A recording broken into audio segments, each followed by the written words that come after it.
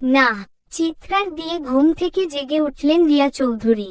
আশেপাশে তাকিয়ে উপলব্ধি করলেন যে তিনি নিজের বিছানাতেই আছেন।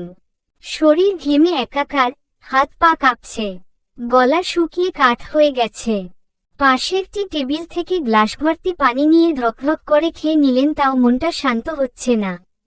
বারবার মনে হচ্ছে এই কি দেখলেন তিনি। নিজেকে আশ্বস্ত করতে বিছানা ছেড়ে উঠে রহস্যের রুমের দিকে পা বাড়ালেন তিনি। রহস্যের রুমের সামনে এসে দেখলেন রহস্য বেঘোরে ঘুমোচ্ছে।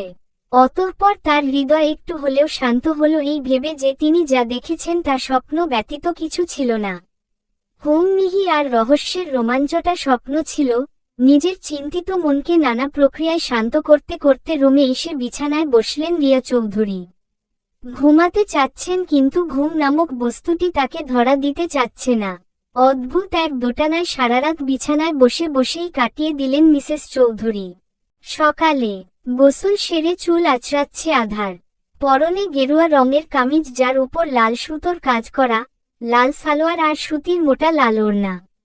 রাত ঘুম থেকে উঠে হাতের উপর ভর দিয়ে আধারকে দেখছে আর মুচকি হাসছে, কারণ ছাড়া এক মুচকি হাসি।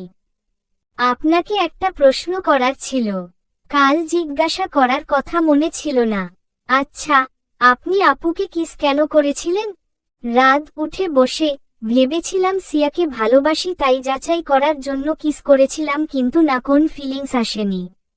এমনকি ওর কান্নায় আমার খারাপ লাগেনি, বরং বিরক্ত লেগেছে। তখনই বুঝে যাই ওটা অ্যাট্রাকশন। রাদের উত্তর শুনে আধার কেন যেন খুশি হয়, কিন্তু তা প্রকাশ করে না। আরও কিছু প্রশ্ন করতে চায় আধার, কিন্তু বিছানায় তাকিয়ে দেখে রাদ নেই। বাথরুম থেকে পানির আওয়াজ আসছে। রাদের কাণ্ড দেখে আধার কিঞ্চিত হাসল, তবে হাসিটাকে দীর্ঘ করল না। আপনমনে চুল আঁচড়াতে ব্যস্ত হয়ে পড়ল। বাথরুমে বেসিনের ট্যাপ ছেড়ে দিয়ে দাঁড়িয়ে আছে রাত।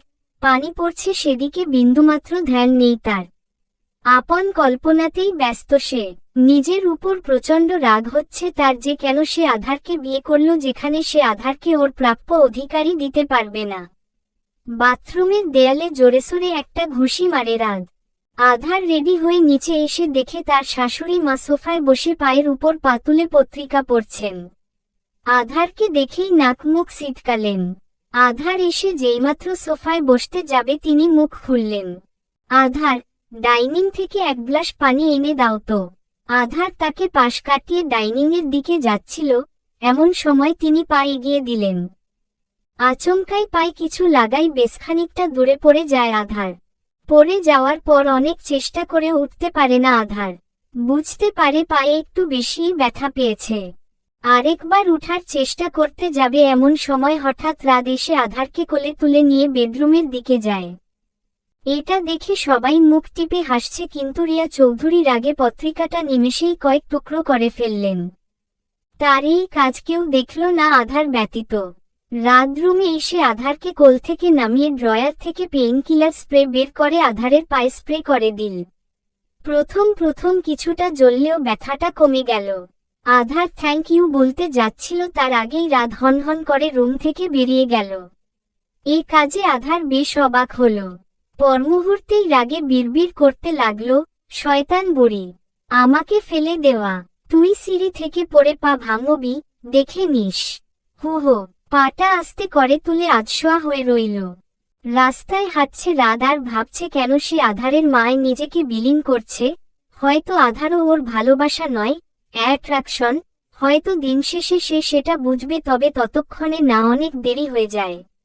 রাস্তায় দাঁড়িয়ে এমনই হাজারো আজগুবি চিন্তা ঘুরপাক খাচ্ছে তার মাথায়, তবে যেটা বেশি ঘুরছে তা হলো আধারের ন্যূনতম কষ্ট রাদের বুকে তোলপাড় সৃষ্টি করে। এমনটা কি শুধু অ্যাট্রাকশনের কারণে হতে পারে? এমনই সব কথাবার্তা ভাবতে ভাবতে আবার নিরে ফেরার জন্য পা বাড়াল সে। মিহি বড্ড ঘরকুনো স্বভাবের, সেই যে রুমে ঢুকছে, অত্যধিক প্রয়োজন ছাড়া ঘর থেকে পা ফেলেনি বাইরে।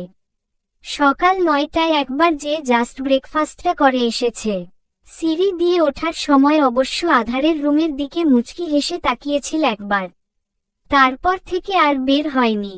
এখন আপাতত সে কেমিস্ট্রি বইয়ের সাথে যুদ্ধ করছে। আশেপাশে অন্যান্য বই ছড়িয়ে ছিটিয়ে পড়ে আছে। নাক সিটকিয়ে কেমিস্ট্রি পড়ছে সে। দুপুর 12টায় রুম থেকে বের হলেন রিয়া চৌধুরী। সিঁড়িতে হাঁটতে হাঁটতে ভাবছেন, কিভাবে এই দুই অপা মেয়েদের আমি বাড়ি থেকে বের করব।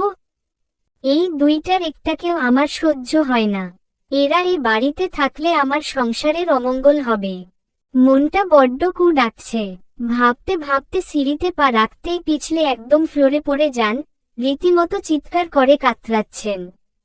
চিৎকার শুনে মিহি আর আধার রুম থেকে দৌড়ে আসে। আধার এসে এই অবস্থা দেখে মনে মনে বেশ খুশি হয়, তবে মিহি কাজের লোকদের বলে মিসেস রিয়াকে রুমে শিফট করাই। রাত, রহস্য, রায়হান চৌধুরী কেউ বাসায় নেই। আধার দ্রুত তাদের ফোন করে, ডক্টরকে ফোন করে, আর মিহি তার পায়ে তেল মালিশ করতে থাকে। রাত, রহস্য, রায়হান চৌধুরী বাসায় ফেরে। ডক্টর চেক আপ করে জানান, পা একদম ঠিক আছে, ব্যথার ওষুধ খেলেই সেরে যাবে। হায় রে হায়, কিছুই হয়নি তাতেই এত চিল্লায়, কিছু হলে তো ইনি সারা দুনিয়া মাথায় তুলে নিত।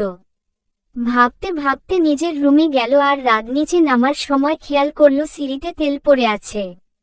সে চিৎকার করে সার্ভেন্টদের জিজ্ঞাসা করল এই তেল সম্পর্কে, কিন্তু সবাই অস্বীকার করল যে তারা কিছুই জানে না। ব্যাপারটা নিয়ে আর ঘাটালো না রাত, স্বাভাবিকভাবেই এড়িয়ে গেল। রাতে, হা হা হা, কেমন লাগলো মিসেস চৌধুরী? এটা তো সবে শুরু, খেলা তো এখনো বাকি আছে। ঠিক সেভাবেই আমি তোকে মারব, যেভাবে তুই আমার ফ্যামিলিকে নিঃস্ব করে রাস্তায় নামিয়েছিস। Just wait and watch. তোকে ধ্বংস করার জন্যই আমি এ বাড়িতে এসেছি, আর তোকে ধ্বংস করেই যাব। মিহির রুমের পাশ দিয়ে যাওয়ার সময় রহস্য লক্ষ্য করল মিহি মাকড়সার ভয়ে চেয়ারে উঠে আছে। এটা দেখে রহস্য মনে মনে হাসল যে এই ভেবে যে এতটা ভীতু কেউ কিভাবে হয়। রহস্য গিয়ে মাকড়সাটাকে তাড়িয়ে দিল। মিহি চেয়ার থেকে নেমে থ্যাঙ্কস জানালো। রহস্য ইটস ওকে বলল। এরপর আর কেউ কথা বাড়াল না। রহস্য বেরিয়ে গেল মিহির রুম থেকে। মূলত মিহি ইচ্ছে করেই কথা বাড়াল না, কারণ তার ধারণা, মানুষকে কখনো নিজের সম্পর্কে জানার সুযোগ দিও না, নয়তো সে সেই সুযোগের অপব্যবহার ব্যতীত কিছু করবে না। বিশ্বাস করলে সেই বিশ্বাসের অমর্যাদা করার মতো মানুষের অভাব নেই এই পৃথিবীতে। চলবে।